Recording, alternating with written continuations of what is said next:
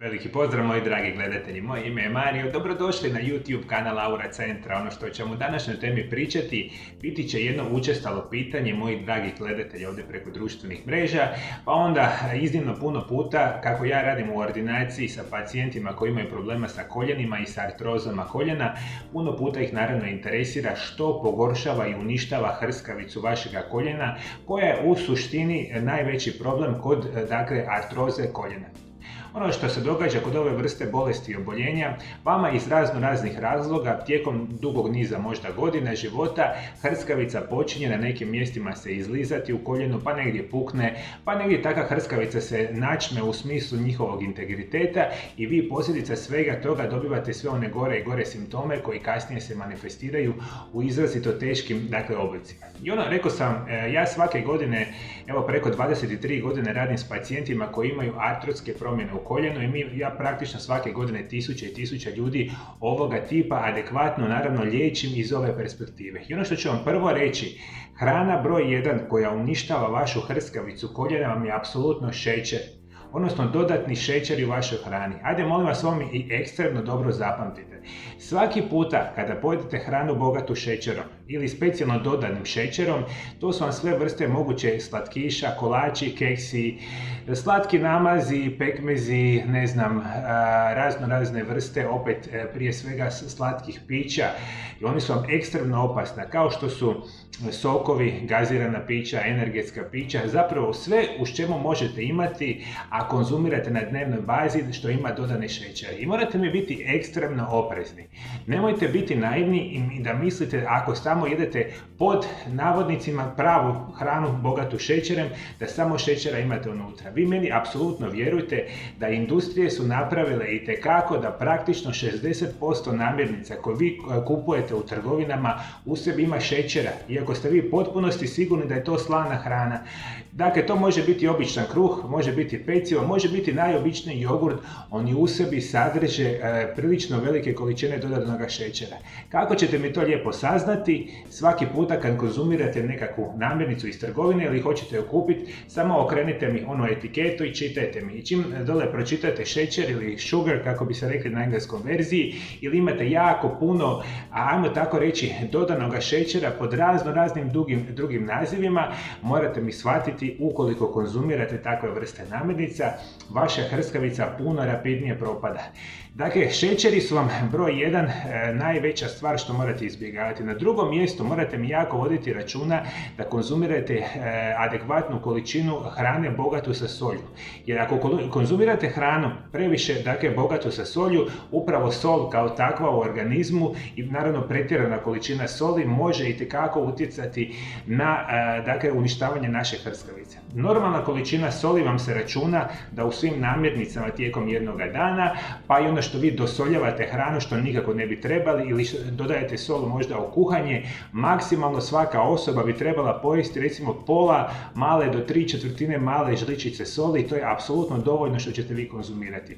Dakle, vodite mi računa, slana hrana, specijalno hrana koja se naziva jednostavni prerađeni ugljikohidrati koji se najčešće prave na bazi bijeloga brašna. To su razna peciva, razne tjestenine, recimo bijela riža vam je jako loša, pa ješćete mi brzu hranu kao što su pice, hamburgeri, bureci i slično, praktično sve što kupujete u pekarama i što je u svojoj bazi napravljeno od bijeloga brašna ili bijele riže ili bijele tjestenine, sigurno ima puno i šećera i soli i sigurno uništava vašu hrskavicu. Na trećem mjestu, ono što vam moram apsolutno reći, alkohol itekako šteti našoj hrskavici, moramo jako razmišljati da je koristimo u jako malim količinama. Enormne količine ili pretjerane količine alkohola pogoršavaju situaciju sa vašom hrskavicom. I zadnje što ću vam reći, veliki broj vas nenormalno jede na dnevnoj bazi meso. Ja ne znam od kada je to nastalo, zapravo realno možda i znam. Nekoliko desetljeća unazad nama su industrije nametnule da mi kao svaki božji dan moramo konzumirati meso. To uopće nema potrebe, jer problem je u svemu tome što mi današnje meso koje konzumiramo je izuzetno loše za naše zdravlje generalno. A danas ću vam specijalno reći, prerađeno crveno meso, kobasice, šunke, slanine, hrenovke, ne znam, mesa toga tipa, jako su vam loše za organizam i sigurno uništavaju vašu dakle, samu hrskavicu, ali morate mi itekako razmišljati, čak i mesa kao što su recimo piletina, puretina, jako loše mogu biti za vaš organizam jer mi to ne jedemo ono organski proizvedeno. Mi kada bi jeli dakle, piletinu, puretinu, svinjsko meso, goveđe meso od krava, svinja, peradi i slično koje su uzgajane travom, koje su uzgajane na prirodan način, onda bi mi bili zdravi. Međutim, nažalost, takva situacija uopće nije. Mi jedemo one prerađevine tih mesa koji dolaze u naše dućane i vjerujte mi na riječ, molim vas, jako malo i umjereno mi konzumirajte dakle, mesa raznih vrsta, jer oni kao takvi, nažalost, uništavaju vašu hrskavicu. I još jedna situacija za kraj. Adekvatno kvalitetno liječenje itekako artroze koljena se može napraviti najbolje sa pravilnim metodama fizikalne terapije i rehabilitacije. To je ono nešto, rekao sam, što ja u ordinaciji dugo vremena radim, a vi ćete sebi morati u vašoj okolici pronaći nekakvu medicinsku osobu koja će vas sa najpravilnijim metodama fizikalne terapije liječiti vaše artrozu koljena, koja će vam lijepo objasniti pravilne režime prehrane, najbolje dodatke prehrani, neka vas lijepo educira što je najbolje za vašu artrozu koljena, neka vam pokažu adekvatne pravilne vježbe i na kraju krajeva neka vas uvedu u nekakav život da vi vaše artrotske promjene zaustavite i da nemate tog tipa problema.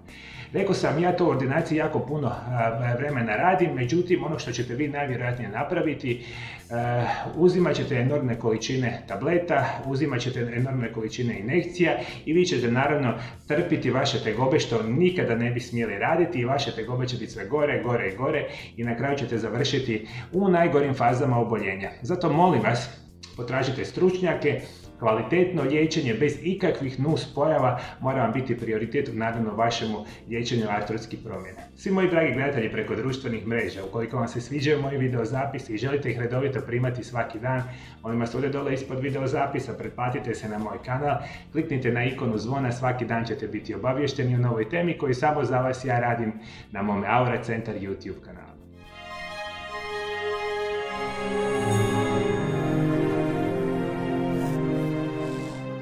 Moji dragi gledatelji, imam jednu veliku vijest za sve vas koji me redovito slušate ili ste prvi puta na Aura Centar YouTube kanalu. Ono što ja sam napravio, a to je za sve moje drage pacijente iz Hrvatske i zapravo iz cijelog svijeta koji mi dolaze u ordinaciju, po najnovijem smo omogućili kvalitetan smještaj za sve vas koji želite doći ovdje kod mene u Valpovo i želite si omogućiti najkvalitetnije moguće liječenje od mene osobno.